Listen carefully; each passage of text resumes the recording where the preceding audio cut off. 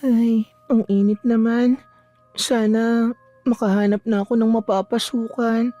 Sana po may tumanggap naman sa akin para naman matustusan ko ang mga pangangailangan ni Lola at ni Lilia. Si Gloria ay makikitang naglalakad sa isang siksikang eskinita ng kanilang barangay habang bitbit ang kanyang lumang sling bag na walang ibang laman kundi ang kanyang resume.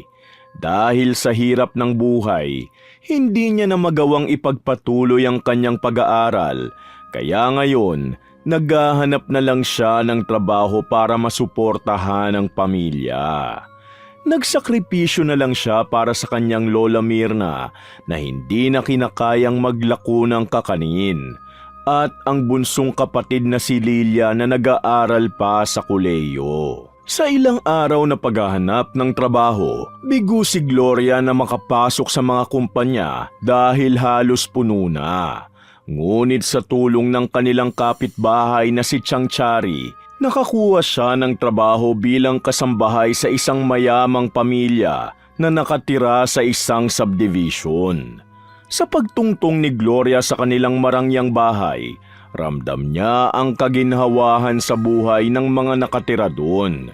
Subalit wala siyang ideya na sa pagpasok niya sa lugar na yun, magsisimula ang kanyang kalbaryo. Gloria, ang gusto ko rito malinis ang bawat sulok ng bahay ha, bago ako magising sa umaga.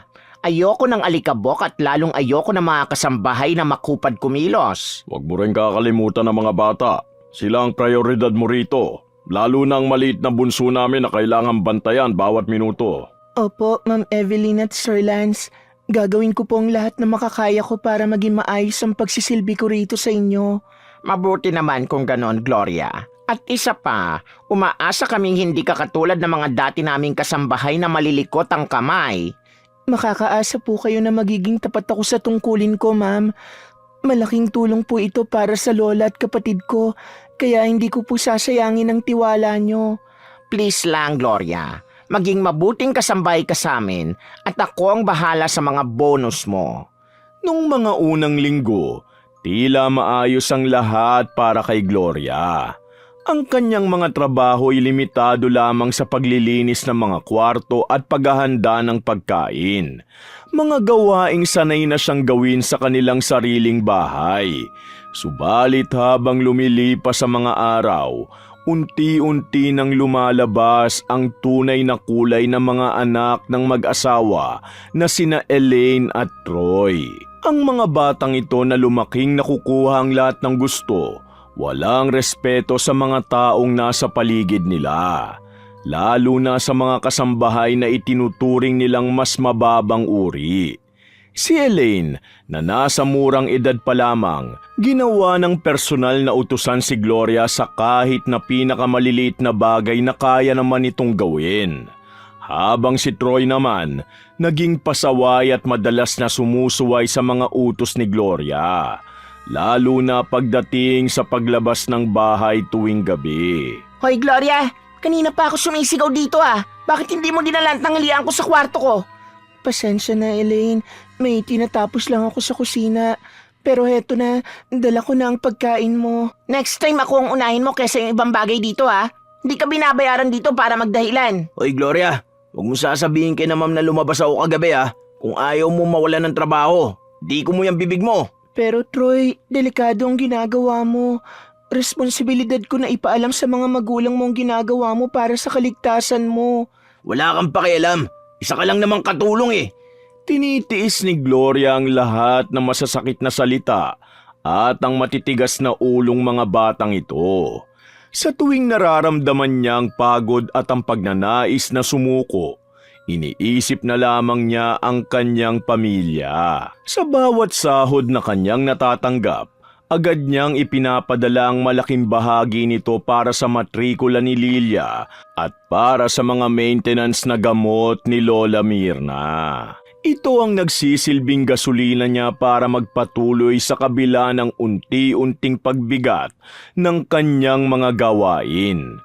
Ang dating paglilinis at pagluluto lamang, ngayon naging paglalaban na rin ng lahat ng damit sa pamilya. pag-aalaga sa bunsong anak hanggang madaling araw, at pagsisilbi sa bawat luho ni na Elaine at Troy na tila walang katapusan ang mga utos.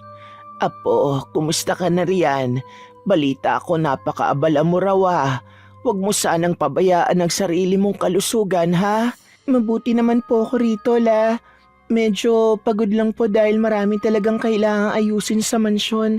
Pero kaya ko naman po. Ate, maraming salamat sa pinadala mong pera ha. Nakabayad na ako sa exam namin. Hayaan mo ate, pag nakatapos ako naman na magtatrabaho para sa inyo. Mag-aral ka lang ng mabuti, Lilia. Iyon lang ang tanging hiling ko. Huwag mo kaming intindihin ni Lola. Ang mahalaga, makatapos ka. Pag-iingat ka lagi, Apo. Ramdam ko sa boses mo ang pagod. Kung hindi mo na kaya, bumalik ka na lang dito sa amin. Sa likod ng bawat ngiti at pangako, unti-unti nang nararamdaman ni Gloria ang panghihina ng kanyang katawan. Ang sapat na tulog ay naging isang luho na lamang para sa kanya. Madalas siyang magising ng 4:00 ng umaga para maghanda ng almusal at matatapos ang kanyang mga gawaing bahay ng lampas hating gabi na dahil kailangan pa niyang hintayin ang pag-uwi ng mag-asawa galing sa trabaho. Si Madam Evelyn naman, lalong naging mapagpuna at bawat mantsa sa sahig o bawat maliit na gusot sa damit, nagiging dahilan para sigawan si Gloria sa harap ng maraming tao. Sa kabila nito, nananatiling mabuting kasambahay si Gloria. Laging nakayuko at tinatanggap ang bawat insulto dahil sa takot na mawala ng mapagkakakitaan para sa kanyang mga mahal sa buhay. Gloria, tingnan mo nga mga kurtina. Bakit ang dudumi ng mga ito? Ganito ka ba pinalaki ng mga magulang mo? Ang maging madungis? Pasensya na po, madam. Lalaban ko na lang po ulit. Marami lang po kasing ginawa kanina kaya baka nakaligtaan ko. Ang dami mong rason. Kung hindi mo kayang gawin ang trabaho mo ng maayos, sabihin mo lang dahil marami ako mahanap na papalit sa'yo. At huwag mong kalilimutan na linisin ang sapatos ko, Gloria, ha? Opo, Sir Lance.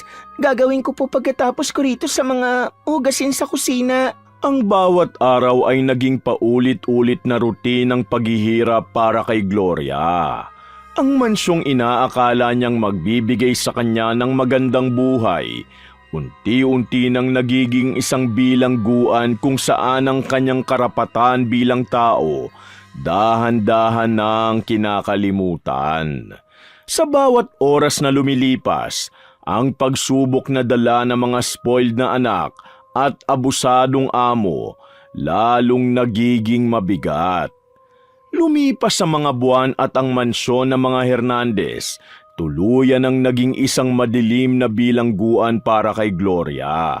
Ang bawat sulok ng bahay, tila humihigop sa kanyang lakas habang ang mga utos ng kanyang amo nagiging mas malupit at walang konsiderasyon.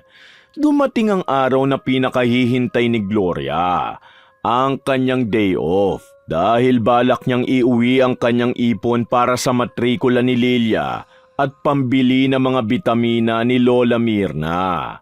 At habang nag-aayos siya ng kanyang maliit na bag, biglang pumasok si Madam Evelyn sa kanyang silid na may suot na mamahaling damit at tila nagmamadali. Walang pasubaling hinarangan ng ginang ang pinto at sinabing hindi muna makakaalis ang kasambahay dahil sa isang biglaang dinner party na kailangan nilang daluhang mag-asawa. Gloria, hihingi sana ako ng pabor sa'yo na wag munang mag-day off ngayon. Kailangan kita para bantayan si baby. Pero madam, usapan po natin ngayong araw ako uuwi sa amin. Kailangan ko rin po makita ang pamilya ko. Alam ko naman yon. Pero emergency to, Gloria. May dinner kami sa company at walang maiiwan sa bunso namin. Huwag ka mag-alala. Bibigyan naman kita ng bonus. Ma'am, wala naman pong problema sa akin. Pero ilang linggo na rin po kasi akong hindi nakakauwi. At nangihina na po ang pakiramdam ko. Huwag ka na mag-inarte, Gloria. Isang gabi lang ito at pwede ka namang umalis sa susunod na araw. Magluto ka na ng hapunan ng mga bata bago kami umalis. Gloria, May karapatan kami manghingi ng oras mo dahil binabayaran ka naman namin ng malaki ah. Wala nang nagawa si Gloria kundi ang magpakawala ng isang malalim na buntong hininga at hinubad ang kanyang jacket. Ang pangarap niyang makayakap ang kanyang lola at kapatid, muling naudlot dahil sa luho ng kanyang mga amo. Sa kabila ng pagod at puyat, nagpatuloy siya sa pagtatrabaho na parang isang makina na walang karapatang mapagod. Isang gabi, habang naghahain siya ng hapunan para kay Sir Lance, hindi niya sinasadyang mayanig ang lamesa dahil sa panginginig ng kanyang mga kamay. Dahil doon, natalsika ng mamahaling polo ng kanyang amo. At sa sobrang galit nito, biglang kinuha ni Sir Lance ang mangkok ng mainit na sabaw at isinaboy sa braso ni Gloria. Ang balat ng dalagay agad na namula at napaso. Subalit sa halip na humingi ng tawad, lalo pa itong nagsalita ng masama. Tanga ka ba? Tignan mo itong ginawa mo sa damit ko. Alam mo ba kung magkano ang halaga nito kumpara sa sahod mo? Patawad po, sir. Hindi ko po sinasadya. Medyo nanginginig lang po ang mga kamay ko sa pagod. Pagod? Yan na naman ang rason mo. Binabayaran kita para maging maayos ang kilos mo rito, hindi para magkalat. Opo, sir. Lilinisin ko na po agad. Pasensya na po talaga. Balas ka nga sa harap ko. Umayos ka ha. Sa susunod na mangyari ito, ibabawas ko sa sahod mo ang pagpapadry clean ng mga damit ko. Tiniis ni Gloria ang hapdi ng kanyang paso habang mabilis na nililinis ang natapong sabaw. Hindi niya magawang lumaban o magsumbong dahil alam niyang kapag nawalan siya ng trabaho, hihinto sa pag-aaral si Lilia. Minsan kapag pinapayagan siyang bumisita sa kanila ng panandalian, nagsusuot siya ng mahabang manggas para itago ang mga pasa at sugat na natatamo niya sa mansyon. Nagsisinungaling siya kay Lola Mirna na nakuha niya ang mga yun dahil sa pagmamadali o pagkatisod para hindi na mag-alala ang matanda.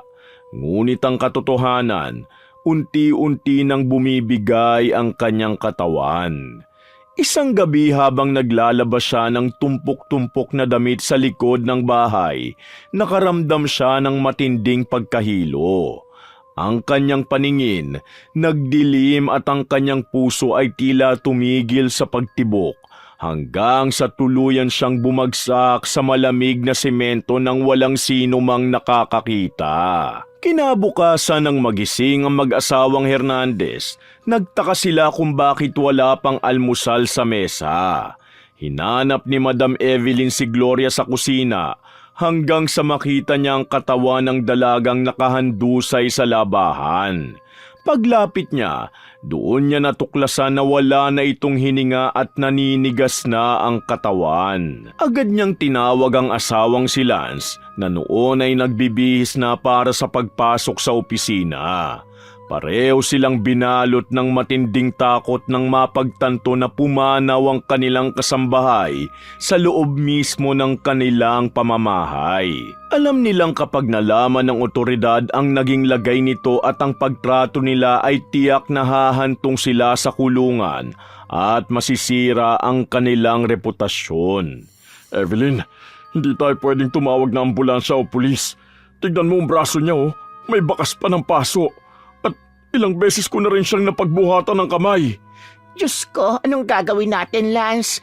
Kapag nakita ito ng pamilya niya, siguradong idedemanda tayo ng mga yon. Kaya nga hindi pwede may makaalam. Kailangan natin palabasin na lumayas siya at nagnakaw. Kaya siya nawala sa bahay na to.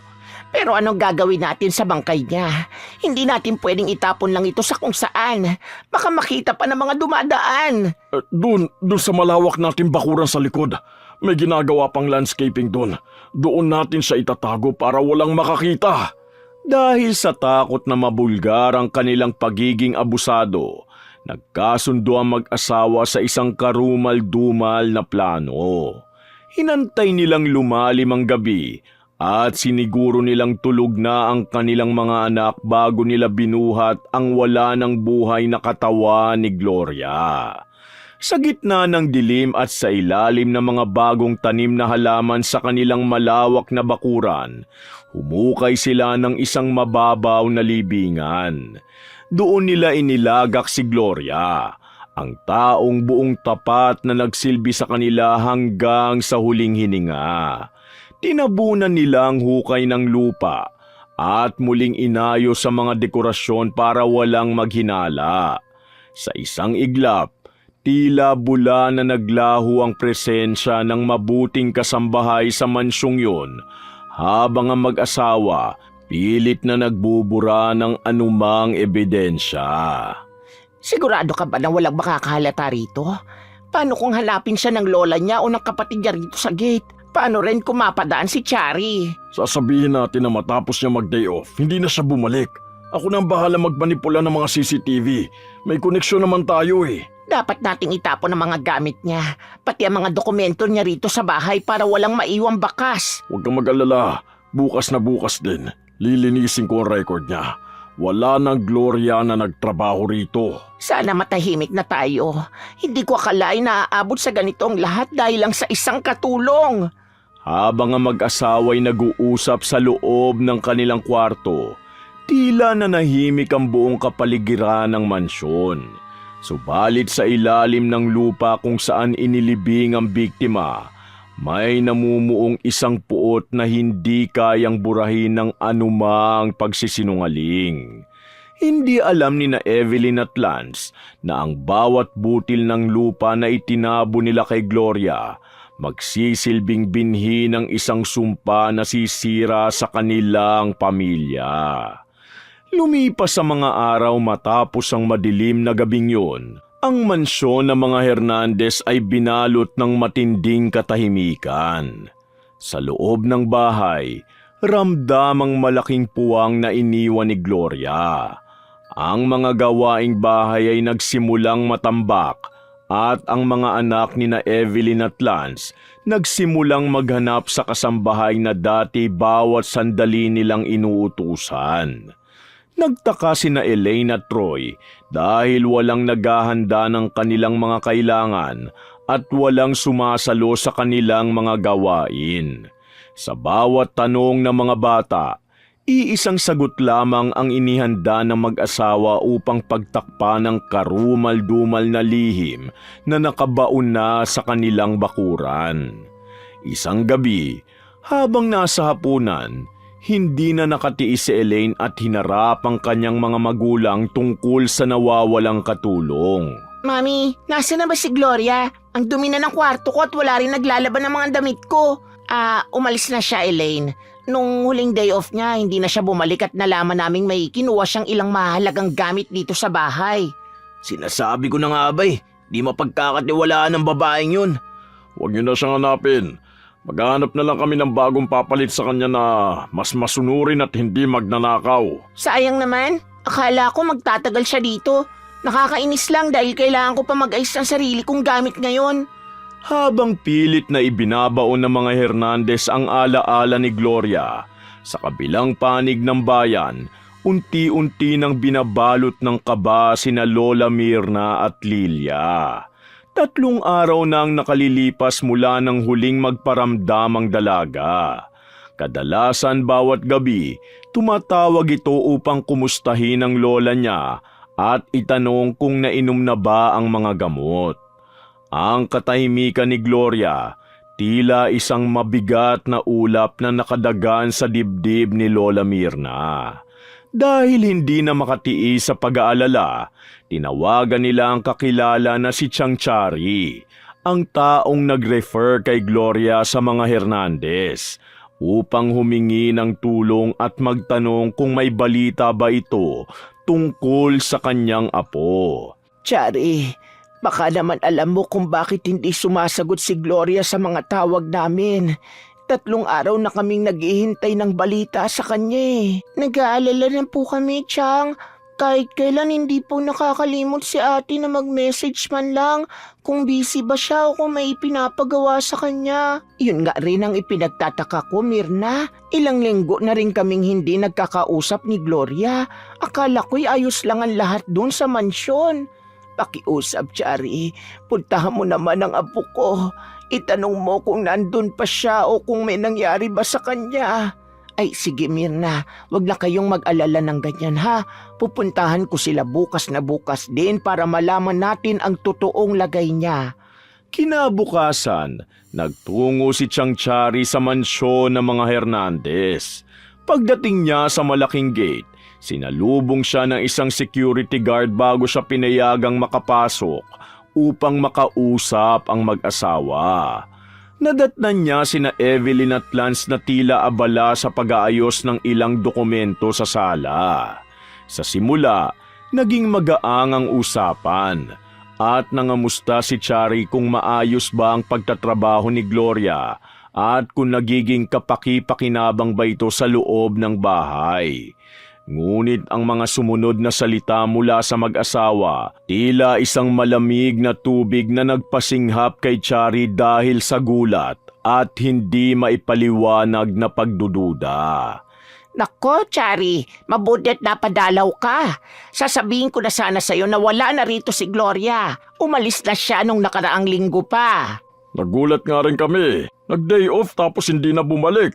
Pag-check namin sa gamit niya, wala na rin doon ang mga damit niya. Ay, ganun po ba? Bakit hindi man lang siya nagpaalam sa amin? At bakit hindi siya umuwi kina Nanay Mirna? Yun ang hindi namin alam. Baka nahihiya siya dahil may nakita kaming nawawalang pera sa drawer ko bago siya tuluyang lumayas. Kaya wag mo na siya hanapin dito. Baka kung saan na nagpunta ang babaeng yun para takasan ang ginawa niya rito. Maraming idinagdag na palusot ang mag-asawa upang malihis ang atensyon ni Chari.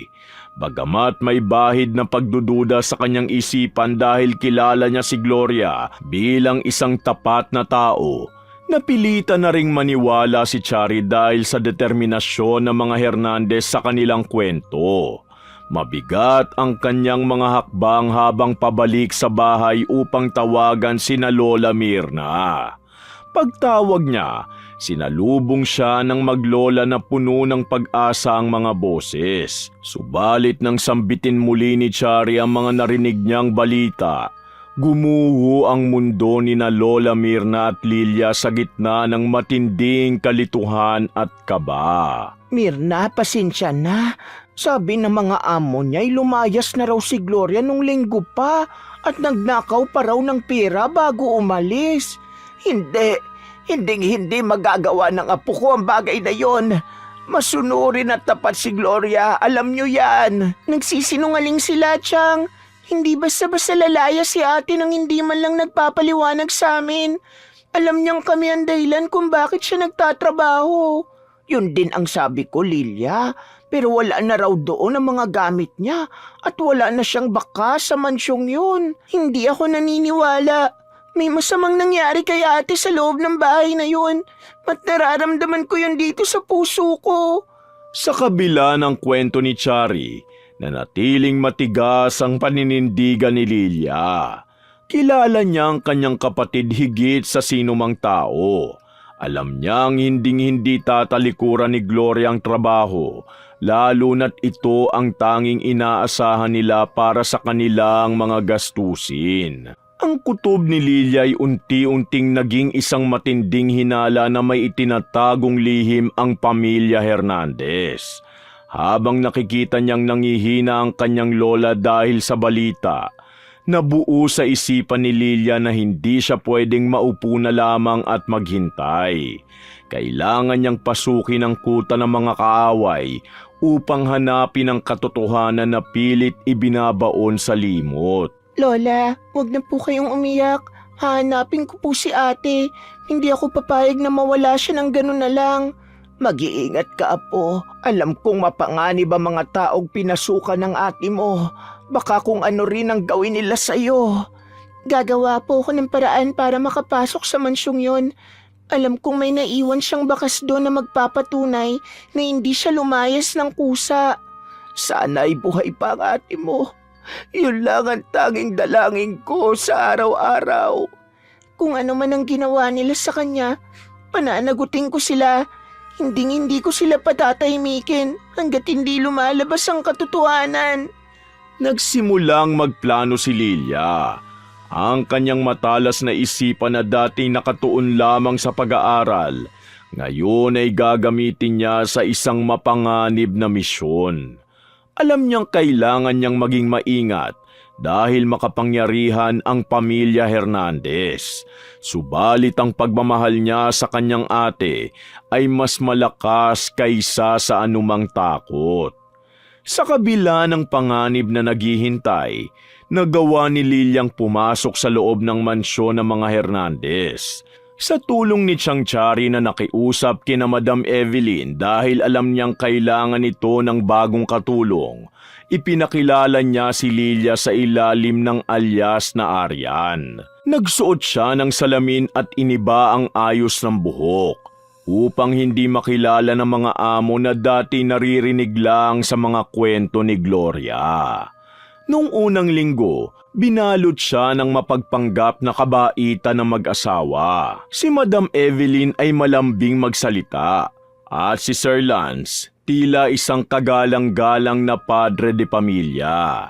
Subalit habang lumilipas ang mga araw, ang maskara ng pamilya ay unti-unting natanggal sa paningin ni Lilia habang nakikita niya ang tunay na ugali ng mga anak nito at ang pasigaw na utos ng mag-asawa kapag wala ng ibang nakatingin. Aryan, siguraduhin mong itong mga bagong luto mo hindi maalat ha? Hindi gaya ng dati naming katulong na walang alam gawin kundi magkamali. Pakiplansya na maayos sa mga damit ko. Huwag mo susunugin. Opo, Madam, Sir, pasensya na po. Gagawin ko pong lahat ng utos niyo para hindi po kayo madismaya sa akin. Mabuti naman. Huwag mo rin kaming tatalikuran o pagnanakawan dahil hindi mo alam kung anong kaya naming gawin sa mga taong traidor. Hindi naging madali para kay Lilia ang bawat oras sa loob ng mansyon. Sa tuwing nakikita niya ang mga bata na sina Elaine at Troy na nagtatapon ng pagkain o sumisigaw dahil sa maliliit na bagay, naisip niya ang hirap na dinanas ng kanyang ate Gloria. Subalit pinigilan niya ang kanyang galit dahil may mas mahalaga siyang misyon. Hindi siya naroon para maging alipin, kundi para hanapin ang anumang ebidensya na magtuturo sa kinaroroonan ng kanyang kapatid. Isang gabi, nagkaroon siya ng pagkakataon nang umalis ang buong pamilya para sa isang engranding party sa hotel. Gamit ang kanyang talino sa teknolohiya, dahan-dahan niyang nilapitan ang security system ng bahay at pansamantalang pinatay ang mga CCTV cameras upang malaya siyang makagalaw sa loob ng mga silid na bawal pasukin. Nagtungo naman si Lilia sa pinakaibaba ng mansyon, sa isang madilim at maalikabok na bodega na madalas na nakalak. Gamit ang isang duplicate key na lihim niyang nakuha, pumasok siya sa loob. Habang kinakalkal ang mga lumang gamit at mga itinambak na karton, isang bagay ang nakapukaw sa kanyang atensyon sa isang sulok. Isang kulay asul na damit na may mga mantsa ng natuyong dugo ang nakatago sa ilalim ng isang basahan. Diyos ko, ate, sinasabi ko na nga ba, nagsisinungaling sila. Hinding-hindi ka lumayas.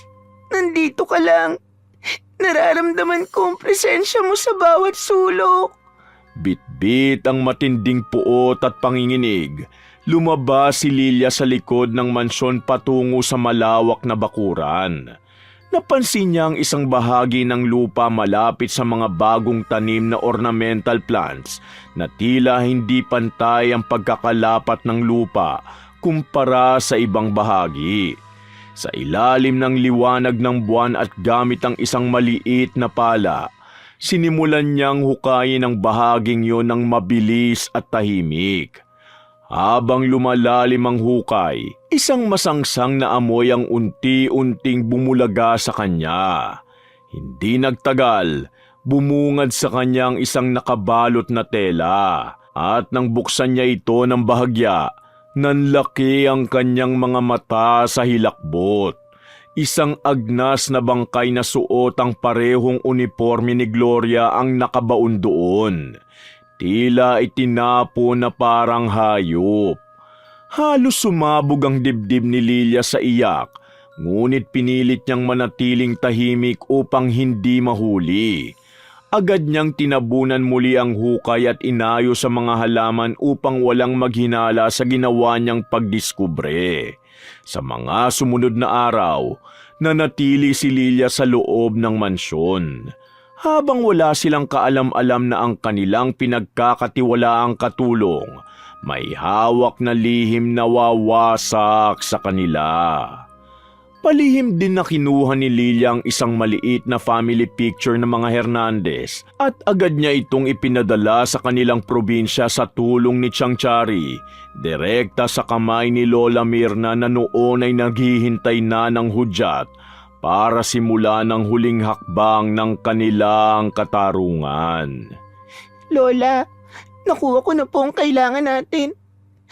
Natagpuan ko na po si Ate Gloria. Pinatay nila siya at ibinaon sa likod ng bahay nila. Ang mga walang hiya. Hindi nila alam kung anong apoy ang sinindihan nila sa pamilya natin. Ipadala niyo na po ang lahat ng puot niyo sa kanila gamit ang larawan na yan. Gusto ko po silang makitang nagdurusa bago ko sila isuko sa alagad ng batas. Huwag ka mag-alala, Apo. Ang barang na ito ay hindi titigil hanggat hindi sila lumuluhod sa harap ng bangkay ng ate mo. Hihintayin ko po ang resulta dito sa loob. Gusto kong ako ang unang makakita sa pagbagsak ng pamilya Hernandez. Isang linggo lamang ang lumipas, ang mansyon ng mga Hernandez ay nagmistulang isang impyerno. Si Madam Evelyn at Sir Lance hindi na makabangon sa kanilang kama dahil sa mga misteryosong sugat sa balat na tila may mga uod na gumagalaw sa ilalim nito. Ang kanilang mga anak na sina Elaine at Troy naman hindi rin nakaligtas sa sumpa dahil ang kanilang mga balat ay puno na rin ng malalalim na pantal na naglalabas ng malapot na nana. Ang mga doktor na dumarating, mabilis ding umaalis dahil sa takot kung bakit ang pamilya ay umuubo at naglalabas ng mga itim na buhok. Tanging ang bunsong anak lamang ang nanatiling maayos ang kalagayan dahil siniguro ni Lilia na hindi ito madadamay dahil sa kanyang kawalang malay. Aryan, tulungan mo kami. Tumawag ka ng ibang ospital. Hindi ko na kayang hapdi ng buong katawan ko. Parang sinusunog ang mga bituka ko sa tuwing uubo ko. Ano ba nangyayari sa amin? Bakit walang gamot na tumatalab? Mami, natatakot ako. May mga insekto ako nakikita sa ilalim ng balat ko. Aryan, gawin mo lahat para gumaling kami. Ibibigay namin sa iyo kahit magkanong halaga, Aryan. Iligtas mo lang kami sa parusang ito na hindi namin maintindihan. Maawa ka sa amin, Aryan. Ikaw na lang ang inaasahan namin dito dahil lahat ng iba naming kakilala, iniwanan na kami. Dahan-dahang lumapit si Lilia sa gilid ng kama na mag-asawa. Bit-bit ang isang malamig na ngiti at ang salamin na dati nagtatago sa kanyang tunay na pagkakakilanlan. Tinanggal niya ang kanyang salamin at tinitigan ng diretso ang mga mata ng kanyang mga amo na halos hindi na makahinga sa tindi ng sakit. Wala nang masunuring si Aryan. Ang kaharap na nila ngayon ay ang kapatid ng babaeng binalahura nila at ibinaon sa ilalim ng lupa. Ang takot sa mga mata ni na Evelyn at Lance, lalong tumindi nang makita nila ang puot na nagliliyab sa mga mata ng dalaga. Sa sandaling yun, nagtagpo ang katotohanan at ang kabayaran ng kanilang mga kasalanan, habang ang buong mansyon ay tila niyanig ng isang malakas na ihip ng hangin. Hindi ako si Aryan. Ako si Lilia, ang kapatid ni Gloria na pinatay nyo at binaon nyo sa likod ng bahay na to na parang isang basura. Lilia, paano? Hindi ito maaari. Paanong nangyaring nandito ka at pinaglilingkuran mo kami? Ano? Ikaw ba may gawa nito?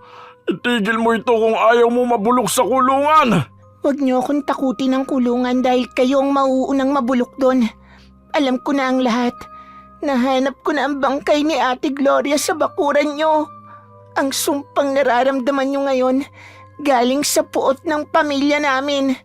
Hanggat hindi kayo umaamin, unti-unti kayong kakainin ng mga uod habang buhay pa kayo. Nanginig sa hilakbot ang mag-asawa nang marinig ang pangalan ni Gloria. Dahil sa labis na sakit at takot na tuluyan na silang isunod sa hukay, wala na silang nagawa kundi ang humagulgol at aminin ang lahat ng kanilang ginawang pang-aabuso. Sa gitna ng kanilang pag-amin, pumasok ang mga otoridad na kanina pa pala tinawagan ni Lilia. Ang karumal-dumal na sikreto ng mga Hernandez tuluyan nang nalantad sa liwanag. Habang ang mga pulis nagsimula ng hukay ng bahagi ng bakuran na itinuro ni Lilia kung nasaan ang mga labi ni Gloria. Patawarin niyo kami. Kami nga nagtago sa kanya. Pero hindi namin sinasadyang mamatay siya. Natakot lang kami na managot. Patawad, Lilia. Itigil nyo na ang sakit na ito. Aamin na kami sa lahat. Huwag nyo lang kaming patayin. Huli na ang lahat para sa inyo. Ang katarungan, hindi nakukuha sa simpleng patawad. Kailangan yung pagbayaran ng karumal-dumal na ginawa nyo sa ate ko. Paano ang mga anak namin? Huwag nyo silang isama sa galit nyo. Maawa kayo sa kanila. Ang batas na ang bahala sa inyo at ang kapatid ko magiging huling alaala nyo habang nandun kayo sa loob ng selda. Mabilis ang naging takbo ng mga pangyayari matapos ang gabing yun. Ang mag-asawang Hernandez dinala sa presinto, habang ang mga anak nilang sina Elaine, Troy at ang bata ay inilagak sa pangangalaga ng iba nilang kamag-anak. Sa tulong ng ebidensyang nakuha ni Lilia at ang mismong pag-amin ng mag-asawa, naging mabilis ang paglilitis at nahatulan sila ng habang buhay na pagkabilanggo. Si Lola Mirna naman, nang malaman na nakamit na ang ustisya at nailabas na ang mga labi ng kanyang apo, itinigil na ang ritual ng barang. Ang puot sa kanyang puso'y napalitan ng mapait na tuwa dahil sa wakas, mabibigyan na niya ng disenteng libing ang kanyang pinakamamahal na si Gloria. Apo, tapos na ang lahat.